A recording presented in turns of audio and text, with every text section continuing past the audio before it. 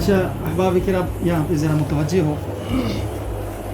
नहमदु व नसल्ली अला रसूलिल करीम। हम चूँकि असर की नमाज का वक्त भी करीब है, तो इस वजह से निकाह के अमल को शुरू करते। कोई और साथी कोई और आने वाला है तो उसके लिए इंतज़ार करेंगे। कोई नहीं है, सारे साथी हाजिर हैं। तो निकाह से कबल मैं आप हज़रात के सामने कुछ ज़रूरी गुजारिशात पेश करूँगा। सबसे पहले खुतबा होगा, फिर उसके बाद इजाब कबूल और उसके बाद दुआ होगी। उससे कबल दो चार बातें अगर आप हज़रात की इजाज़त हो तो मैं गोशगुजार करूँगा।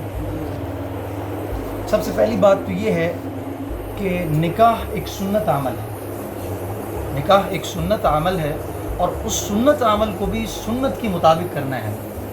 बहुत बड़ी बात है कि अगर कोई भी दीवार, कोई भी इमारत, कोई भी तामीर अगर उसकी बुनियाद टेढ़ी हो, कमज़ोर हो, तो फ़ारसी का शेर है ता सुरैया में रवत दीवार कच, यानी जब तक आप इस दीवार को, इस इमारत को आगे बढ़ाएंगे, लेकिन अगर बुनियाद कमज़ोर है, बुनियाद टेढ़ी है, तो आगे जितना भी आप रंग रोगन करेंगे इसका कोई फ़ायदा नहीं होगा। ऐसा ही निकाह ये बुनियाद है पूरे एक नस्ल, पूरे एक ख़ानदान और पूरे एक घर को आबाद करने के लिए। अगर ये सुन्नत के मुताबिक नहीं होता तब उसके बाद घरों में परेशानियाँ होते हैं, घरों में झगड़े और फसाद होते हैं, मसाइल होते हैं। क्यों? उसकी वजह ये है कि हमने निकाह को शरीयत के मुताबिक और सुन्नत के मुताबिक नहीं किया। वजह उसकी है कि हम देखते हैं हमेशा यही होता है कि घरों में झगड़े होते हैं। वजह उसकी यही है कि वो निकाह को सुन्नत के मुताबिक नहीं करते, बस जो जी में आया, जैसे रिवाज था, जैसे अक्ल में आया ऐसी किया। हालांकि ये तो हमारी शरीयत का एक अहम हिस्सा है। तो इस वजह से निकाह जो है सुन्नत अमल है सबसे पहली है। और तमाम हज़रात से, आप हज़रात से गुजारिश ही करता हूँ कि अगर बिलफ़र्ज़ आप लोग रिश्तेदारी की वजह से या ख़ानदान की वजह से या ताल्लुक़ की बिना पर आए हैं इस महफ़िल में, तो नीयत बदल करने में, नीयत तब्दील करने में देर नहीं लगती। तो नीयतों को तब्दील कर लें। आप इस नीयत से आ जाएं कि एक सुन्नत अमल को ज़िंदा करें। और इस दौर में हदीस शरीफ उसका मफ़हूम है कि इस पुरफ़ितन दौर में क़ुर्ब क़यामत के वक्त अगर कोई आदमी एक सुन्नत को ज़िंदा करेगा, उसको 100 शहीदों का सवाब मिलेगा। 100 शहीदों के बराबर जो सवाब चाहता है, तो आप हज़रात से गुजारिश है कि नीयत तब्दील करने में कोई वक्त नहीं लगता। आप हज़रात इस नीयत को तब्दील करें, ये नीयत करें कि हम एक सुन्नत को ज़िंदा करने के लिए जमा हो। तीसरी बात कि निकाह का मकसद क्या है? निकाह का मकसद ये है कि आदमी को तक़वा हासिल हो। इस वजह से मुसलमान मुमिनीन वो निकाह करते हैं और अपने हबीब सल्लल्लाहु अलैहि वसल्लम की सुन्नत को ज़िंदा करते हैं, ताकि उनकी ज़िंदगी में पाक दामनी और तक़वा हासिल हो जाए। तक़वा का क्या मतलब? तक़वा का मतलब ये है कि अल्लाह ताला के बताए हुए अहकामात पर अमल करें और नवाहियात जिनसे आप अल्लाह ताला ने मना किया है उनसे वो बचे। बस ये है निकाह का मकसद। तो अल्लाह ताला से दुआ है कि हमें इस निकाह में वो तमाम बरक़ात, वो तमाम मक़ासिद अता फ़रमाए जो असल निकाह का मकसद है। यहाँ पे छोटी एक और बात भी गुजारिश करता हूँ। कुछ हुकूक ऐसे हैं जो लड़के वाले को अपनाना चाहिए और कुछ हुकूक ऐसे हैं जो लड़की वाले ख़ानदान को और लड़की को अपनाना चाहिए। और ये हमारी शरीयत जो है ना, लैलुहा का नहार, आप सल्लल्लाहु अलैहि वसल्लम ने फरमाया मैंने एक ऐसा दीन आप लोगों को दिया है जिसकी रात भी दिन की तरह रोशन है। यानी आप किसी मसले में, कोई मुलाजिम, कोई ताजिर, कोई मुअल्लिम, गर्ज किसी भी शोबे से ताल्लुक़ रखने वाला, वो मसाइल का शिकार नहीं होता, परेशान नहीं होता। इस दीन में उसको जगह जगह लम्हा लम्हा रहनुमाई दी गई। तो क्या बताया? सबसे पहली बात तो ये है कि लड़के वाले को चाहिए कि वो लड़की के लिए एक कमरा, ये उसका हक है शरअन, और उसका खुराक और उसका पोशाक और सबसे बड़ी चीज़ उसको इज्जत दे, ये लड़के वाले को चाहिए। और दूसरी सबसे बड़ी बात ये है कि वो अपने ससुर और अपने सास को अपने माँ बाप के दर्जे में रखे, तब ये जो है ख़ानदान खूबसूरती की तरफ एक जन्नत नुमा तस्वीर पेश करके उस्तवार बनता। तो ये जो है लड़के वाले को चाहिए कि इन चीज़ों को अपना हक माने और शरीयत का हक मानते हुए इन चीज़ों को अपनाएं। और इसी तरह बाज़ ऐसे चीज़ें हैं कि जिसमें लड़की वाले को चाहिए और उनके ख़ानदान को चाहिए कि वो इन चीज़ों को अपनाएं। मसलन बाज़ ऐसे मसाइल होते हैं कि उसमें गलतफ़हमी की बुनियाद पर रिश्ते और नाते टूट जाते हैं। तो शरीयत ने सबसे पहला हुक्म ये दिया है, वइज़ा जाअकुम बिनबइन फतबय्यनु, कि जब भी कोई ख़बर आती है तो उसकी सबसे पहले तहकीक किया करो। आजकल तो सोशल मीडिया का दौर है, कोई भी पोस्ट आती है हम शेयर करते हैं, देखो बाद में पर पता चलता है कि हम ये बात गलत थी, तहकीक नहीं। ऐसी ख़ानदानों में भी ہمیں چاہیے کہ ان چیزوں کی تحقیق کرے کہ اصل میں مسئلہ کیا ہے. چھوٹے چھوٹے مسائل پر ہمیں بڑے بڑے نعتوں کو اور عظیم رشتوں کو جو ہے نا ختم نہیں کرنا ہے. اور قرآن مجید میں عجیب آیت ہے, نساؤکم حرث لکم فأتوا حرثکم انا شئتم.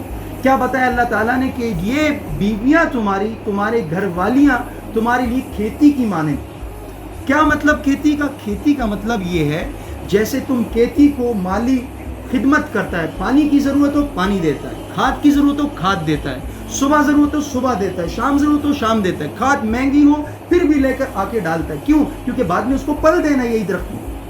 تو ایسا ہی یہ رشتے بھی جو ہے کھیتی کی مانند ہے. جس چیز کا, جس انتظام کا, جس ضرورت کا تقاضا ہو تو لڑکے والوں کو چاہیے کہ اس خاندان کے لیے اس انتظام کا بندوبست کریں. اور اگر چھوٹے چھوٹے جس طرح کھیتی کے اندر خودرو گھاس اگتے ہیں اور اسی طرح گندم کے اندر کانٹے اگتے ہیں اور اسی طرح کے ایسے پھول بوٹے اور خودرو گھاس اگتے ہیں جو کہ گندم کو, جو کہ درخت کو نقصان دیتے ہیں, تو پھر کیا کرتا ہے مالی اور کاشتکار؟ وہ ایسا حل لے کر آتا ہے جو ان اس کو کانٹوں کو اور ان خودرو گھاس کو الگ کرے. ایسا نہیں کرتا وہ کبھی کہ پورا حل چلا دے اور پورے گندم کو خراب کر. ایسا ہی ہمیں ان دو خاندانوں میں, یہ صرف دو افراد نہیں ہیں میاں بیوی بلکہ ایک پوری نسل ہے, تو اس وجہ سے ان دو خاندانوں میں اگر خدا نخواستہ کوئی ایسے مسائل پیدا ہوتے تو ان مسائل کو ہمیں ختم کرنا ہے, پورا تعلق ختم نہیں کرنا ہے. تو یہ ہے فَأْتُوا حَرْثَكُمْ أَنَّا شِئْتُمْ. اللہ تعالیٰ نے کھیتی بتا کر یہ بتلایا کہ تم اپنی کھیتی کا کس طرح خیال رکھتے ہو, ان خودرو گھاسوں کو الگ کرتے ہو کہ میرا کھیتی پھلے بڑے اور اس کے بعد مجھے پھل دے, لیکن آپ اپنے عظیم رشتوں کو چند بول پر ختم کر دیں. اور اسی طرح اللہ تعالیٰ آگے جا کر فرماتے ہیں ہن لباس لکم وانتم لباس لہم. یہ عجیب مفسرین یہاں پہ نقطہ بیان کہتا ہے کہ یہ رشتہ جو ہے میاں بیوی کا رشتہ سب سے قریب ترین رشتہ ہے. کائنات کے اندر سب سے قریب ترین رشتہ یہ میاں بیوی کا رشتہ. کیا بتایا؟ آپ بتائیں, میرے آس پاس آپ لوگ بیٹھے ہوئے لیکن سب سے قریب ترین مجھ سے کون ہے؟ میرا لباس. سب سے قریب ترین رشتہ اس کو لباس کہا گیا. یہ میاں بیوی کا رشتہ اس کو لباس کہا. یہاں پہ دو نقطہ مفسرین بیان کرتے ہیں.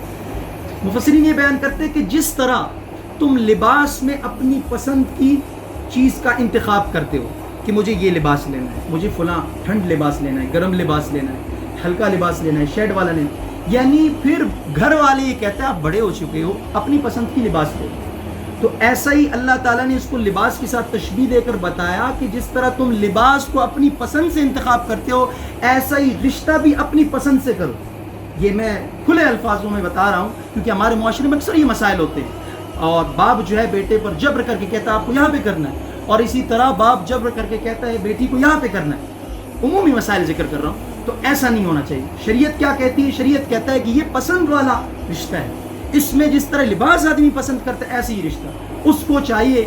جس طرح لڑکا جو ہے جو چیز اپنے دل کے لیے پسند کرتا ہے ایسے ہی اس رشتوں کو پسند کرے, تاکہ کیونکہ انہیں پورا ایک نسل چلانا ہے, انہیں پورا ایک خاندان آباد کرنا ہے, اس وجہ سے اس کی بنیاد ایسے رہے. اور دوسری چیز, جب میں بیٹھتا ہوں تو سب سے پہلے اپنے کپڑے سمیٹتا ہوں. آپ نے نہیں دیکھا ہوگا کہ میں جو ہے نا اپنے کپڑوں پر جب کھانا کھاتا ہوں تو روٹی کے ذرات بھی نہیں برداشت کرتا کہ یہاں پہ آ جائیں, وہ بھی صاف کر لیتا ہوں. کوئی میل کچیل بھی برداشت نہیں کرتا.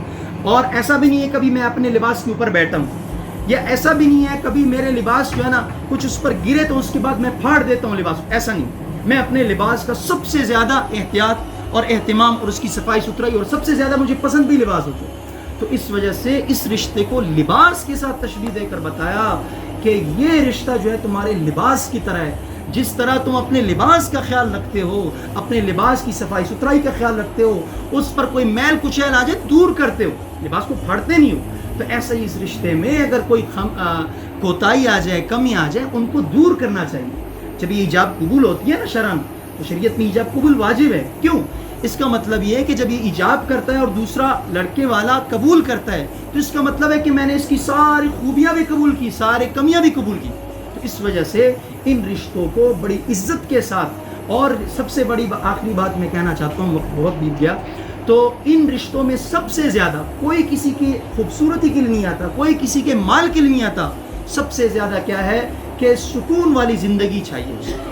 اور حضرت مولانا احمد علی لاہوری رحمۃ اللہ علیہ کے بارے میں آتا ہے, وہ بہت غریب تھے اور ان کو اس قدر بڑے اچھے کپڑے بھی نہیں تھے اور بڑا مالدار بھی نہیں تھا. ان کا نکاح کا وقت آ گیا تو ان کو کسی جگہ نکاح دیا گیا. تو اس کے بعد جب نکاح ہو گیا اس کے بعد یہی اس کی بیوی گھر والی میکے چلے گی, اپنی والدہ کے گھر واپس چلے گی. تو والدہ نے اسے کہا کہ بیٹی آپ نے وہاں پر اپنے شوہر کو کیسا پایا؟ تو اس نے کہا اماں جان اصل میں ان کے پاس مال نہیں تھا, خوبصورتی نہیں تھی, باقی چیزیں نہیں تھی, صرف کیا تھا اخلاق دیا تھا شوہر نے کس کو؟ بیوی کو. تو یہ ہمیں چاہیے کہ ہم سب سے زیادہ فوکس اس چیز پہ کریں. تو بیوی نے بتایا اپنے والدہ کو اماں جان لوگ کہتے ہیں کہ مرنے کے بعد لوگ جنت میں جاتے ہیں اور جنت کا نظارہ کرتے ہیں, خدا کی قسم میں نے زندگی میں اس شوہر کے گھر میں جنت دیکھی. تو یہ کیا ہے کہ اخلاق, عزت دینا, اور سب سے زیادہ جو ہے برداشت کریں. برداشت ہی سے اور صبر ہی سے یہ خاندان جو ہے باقی رہتے ہیں. اللہ تعالیٰ سے دعا ہے ہمیں ان چند معروضات اور چند گزارشات پر عمل کرنے کی